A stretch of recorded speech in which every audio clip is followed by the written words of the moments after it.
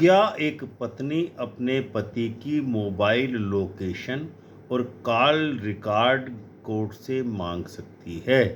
क्या यह right to privacy का उल्लंघन है या फिर सच्चाई तक पहुंचने का हक? दिल्ली हाई कोर्ट ने हाल ही में एक ऐतिहासिक फैसला सुनाया जिसने इस सवाल का जवाब दिया है। हाँ, अगर मामला एडल्ट्री यानी पर स्त्री संबंध का है तो पत्नी पति की मोबाइल लोकेशन डाटा और कॉल रिकॉर्ड कोर्ट से मंगवा सकती है। दोस्तों, आज हम इस केस की पूरी कहानी को समझेंगे। कौन था पति, क्या था आरोप, क्या कहा कोर्ट ने और इससे भारत के तलाक कानून में क्या बदलाव आने वाला है। मैं HB Shastri, advocate high court, Allahabad, कानून टीवी में आपका स्वागत है। सबसे पहले इस केस की पृष्ठभूमि में प्रवेश करते हैं। कहानी शुरू होती है साल 2002 से। एक पति और पत्नी की शादी होती है, उनके 2 बच्चे होते हैं। सब कुछ सामान्य चल रहा था, लेकिन धीरे धीरे रिश्तों में दूरी आने लगी। पत्नी को शक होने लगा कि उसका पति किसी और महिला से नज़दीकियां बढ़ा रहा है। उसने कई बार समझाने की कोशिश की, लेकिन हालात बिगड़ते चले गए।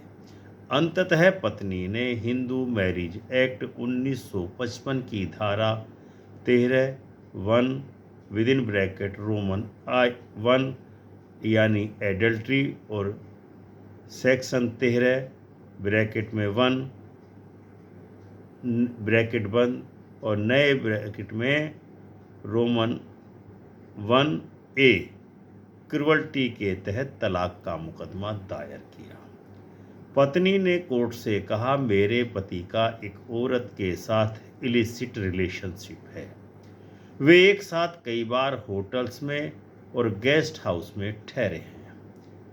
पत्नी ने अपने मुकदमे में उस महिला जिस पर इलिसिट संबंध का आरोप था को भी पार्टी बनाया। कोर्ट ने कई महत्वपूर्ण आदेश दिए हैं इस संबंध में। रेस्पोंडेंट नंबर 2 पैरामोर को केस में पार्टी बनाया गया, जिसके साथ उसके पति के इलिसिट रिलेशन थे।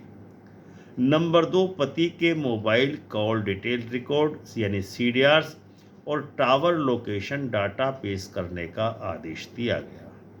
पति की बैंक क्रेडिट कार्ड स्टेटमेंट और UPI रिकॉर्ड्स और डीमैट अकाउंट और ESOP डिटेल्स भी मंगवाए गए। Number 4, WhatsApp, Facebook messenger, Microsoft teams chat और फास्टैग ट्रैवल डाटा को मंगाने से मना कर दिया गया, क्योंकि वो फिशिंग इंक्वायरी यानी बिना जरूरत की जांच होती है। इसके बाद मुकदमा आया हाई कोर्ट में एक अपील के द्वारा। इस आदेश से पति पत्नी और तीसरी महिला तीनों ही दिल्ली हाई कोर्ट पहुंच गए। पति ने कहा, मेरी मोबाइल लोकेशन और कॉल रिकॉर्ड मंगवाना मेरे प्राइवेसी राइट्स का उल्लंघन है। जो पैरामोर महिला थी उसने कहा कि मुझे केस में पार्टी बनाना गलत है, मैंने कोई अपराध कारित नहीं किया है। पत्नी ने कहा कि मैं सिर्फ और सिर्फ सच जानना चाहती हूँ। मुझे हक है कि मैं कोर्ट में वो सबूत पेश कर सकूं जिससे मेरी बात सत्य साबित हो सके। कोर्ट के सामने सबसे प्रमुख प्रश्न जो थे वो क्या थे? Issues framed by the court. Delhi high court ने 5 मुख्य प्रश्न तय किए। नंबर 1, क्या पति की प्रेमिका यानी पैरामोर को डाइवोर्स केस में पार्टी बनाया जा सकता है? नंबर 2, क्या पति की कॉल डिटेल रिकॉर्ड्स यानी कि CDRs और मोबाइल टावर लोकेशन मंगाई जा सकती है? नंबर 3, क्या सोशल मीडिया चैट्स और मैसेज सबूत के तौर पर पेश हो सकते हैं? नंबर 4, क्या यह सब प्राइवेसी के अधिकार का उल्लंघन है या निजता का उल्लंघन है? नंबर 5, इस सब का उद्देश्य सच्चाई जानना है या फिशिंग इंक्वायरी है? पैरामोर यानी कि एडल्ट्री में इलिसिट रिलेशन जिसके साथ थे उसको पार्टी बनाया जाना क्यों जरूरी है? कोर्ट ने कहा कि order 1 rule 10 with in bracket 2 CPC के तहत कोर्ट किसी भी व्यक्ति को केस में पार्टी बना सकता है अगर वह नेसेसरी और प्रॉपर पार्टी है। और section 13 with in bracket 1 with in bracket Roman 1 Hindu marriage act में एडल्ट्री को तलाक का आधार माना गया है। इसलिए जब पति पत्नी किसी और महिला पर इलिसिट संबंध का आरोप लगाते हैं तो उस महिला को सुनवाई का अधिकार देना नेचुरल जस्टिस के सिद्धांतों के तहत जरूरी है। किसी व्यक्ति के चरित्र पर दाग लगाना बिना उसे सुनने का मौका दिए यह न्याय के मूल सिद्धांतों के खिलाफ है। इसीलिए कोर्ट ने कहा कि पैरामोर को पार्टी बनाना कानूनन जरूरी है। मोबाइल लोकेशन और कॉल रिकॉर्ड के आदेश पर कोर्ट ने क्या विश्लेषण दिया? दिल्ली हाई कोर्ट की बेंच जस्टिस अनिल क्षेत्रपाल और जस्टिस हरीश वैद्यनाथन शंकर ने कहा कि मैराइटल यानी कि वैवाहिक मामलों में कोर्ट का रोल केवल आर्बिट्रेटर का नहीं बल्कि ट्रुथ फाइंडर का होना चाहिए, सत्य का खोजी होना चाहिए। यानी अदालत का काम सिर्फ सुनना नहीं बल्कि सच्चाई को ढूंढना भी है। कोर्ट ने कहा कि एडल्ट्री के मामलों में सीधे सबूत मिलना मुश्किल होता है। ऐसे मामलों में परिस्थिति जन्य साक्ष्य सर्कमस्टांशियल एविडेंस से सच्चाई सामने आ सकती है, जैसे होटल बुकिंग, कॉल रिकॉर्ड या मोबाइल लोकेशन जैसी चीज़ें सर्कमस्टांशियल एविडेंस के रूप में न्यायालय की मदद कर सकती हैं। इसीलिए अगर पत्नी सीमित समय अवधि के लिए डाटा मांग रही है तो यह फिशिंग इंक्वायरी नहीं बल्कि जस्टिफाइड डिस्कवरी है। कॉल डिटेल रिकॉर्ड्स और tower data neutral business records हैं जो टेलीकॉम कंपनियां रखती हैं। इसमें कोई निजी बात का कंटेंट नहीं होता, इसीलिए यह प्राइवेसी का उल्लंघन नहीं माना जा सकता। कोर्ट ने आदेश दिया कि ये डाटा सील्ड कवर में कोर्ट में प्रस्तुत किया जाए और उसका कॉन्फिडेंशियलिटी सेफगार्ड रखा जाए।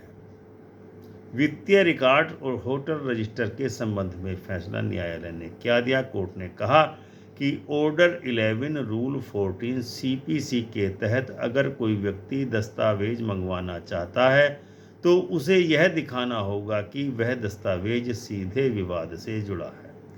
पत्नी ने जो दस्तावेज मांगे जैसे बैंक ट्रांजैक्शन, होटल रिकॉर्ड और यात्रा विवरण, वो सब एडल्ट्री के आरोप से सीधे जुड़े थे। इसलिए हाईकोर्ट ने कहा होटल के रिकॉर्ड और वित्तीय लेन देन मंगाना कानूनी रूप से उचित है।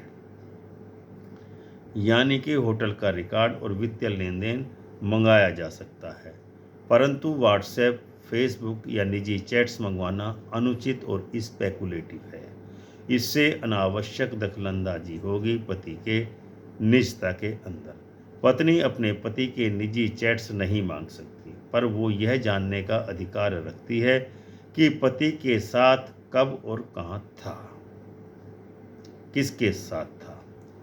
प्राइवेसी बनाम न्याय का अधिकार इस विषय में क्या कहता है? यह केस एक बड़ा संवैधानिक संतुलन दिखाता है, प्राइवेसी वर्सेस जस्टिस। कोर्ट ने कहा कि राइट टू प्राइवेसी आर्टिकल 21 का पार्ट है, हिस्सा है, लेकिन यह एब्सोल्यूट राइट नहीं है।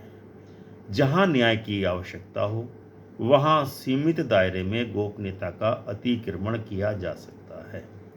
इसीलिए अगर पति पर स्त्री संबंध का आरोप है तो पत्नी को यह अधिकार है कि वह अपने आरोप साबित करने के लिए mobile location data, hotel stay records और कॉल रिकॉर्ड्स जैसे सबूत पेश कर सके। दिल्ली हाई कोर्ट का अंतिम निर्णय इस विषय में जो आया, पैरामोर को पार्टी बनाना वैध और आवश्यक है। पति की मोबाइल लोकेशन और कॉल रिकॉर्ड कोर्ट मंगवा सकती है, लेकिन यह डाटा सीमित अवधि के लिए और सील्ड कवर में होगा। नंबर 3, वित्तीय रिकॉर्ड और होटल रजिस्टर मंगाना भी वैध है, पर सोशल मीडिया चैट्स या फास्टैग रिकॉर्ड मंगाना फिशिंग इंक्वायरी माना जाएगा। नंबर 4, प्राइवेसी और एविडेंस के बीच संतुलन बनाना जरूरी है। इस फैसले से क्या क्या कानूनी सीखें मिलती हैं? नंबर 1, एडल्ट्री का सबूत प्रत्यक्ष नहीं, परिस्थितिजन्य यानी कि सरकमस्टांशियल एविडेंस हो सकता है। नंबर 2, कोर्ट में सत्य खोजने का अधिकार प्राइवेसी से ऊपर हो सकता है अगर यह नियंत्रित और सीमित दायरे में किया जाए। पैरामोर को सुनवाई का अधिकार देना नेचुरल जस्टिस का हिस्सा है। नंबर 4, कोर्ट का इनक्विजिटोरियल रोल, मैट्रिमोनियल कोर्ट केवल रेफरी नहीं ट्रुथ फाइंडर भी है। नंबर 5, डेटा प्राइवेसी का उल्लंघन तभी होता है जब उसका मिसयूज हो, पर कोर्ट के सुपरविजन में एविडेंस लाना न्याय संगत है पूरी तरह से। तो दोस्तों, यह एक फैसला सिर्फ एक तलाक का मामला नहीं है, बल्कि भारत के पारिवारिक कानून में एक नई दिशा देने वाला फैसला है। दिल्ली हाई कोर्ट ने साफ कहा है कि प्राइवेसी इम्पोर्टेंट है, महत्वपूर्ण है, लेकिन ट्रुथ भी सबसे ऊपर रखा जाएगा। अगर किसी पत्नी को यह विश्वास है कि उसका पति किसी और के साथ संबंध में है, तो वह कोर्ट से प्रमाणिक डेटा मांग सकती है। बस शर्त यह है कि यह मांग सीमित, तार्किक और न्याय संगत हो। इस फैसले से ने यह भी सिखाया कि न्याय के रास्ते में गोपनीयता की दीवार भी लांघी जा सकती है, पार की जा सकती है, अगर उद्देश्य सच्चाई को प्राप्त करना हो। अगर आपको यह वीडियो जानकारीपूर्ण लगा हो तो कानून टीवी को लाइक और शेयर करें, सब्सक्राइब करें, वीडियो को लाइक एवं शेयर करें, क्योंकि यहाँ हम कानून की हर गहराई को आसान भाषा में समझाते हैं। कल मिलते हैं किसी नए जजमेंट के साथ।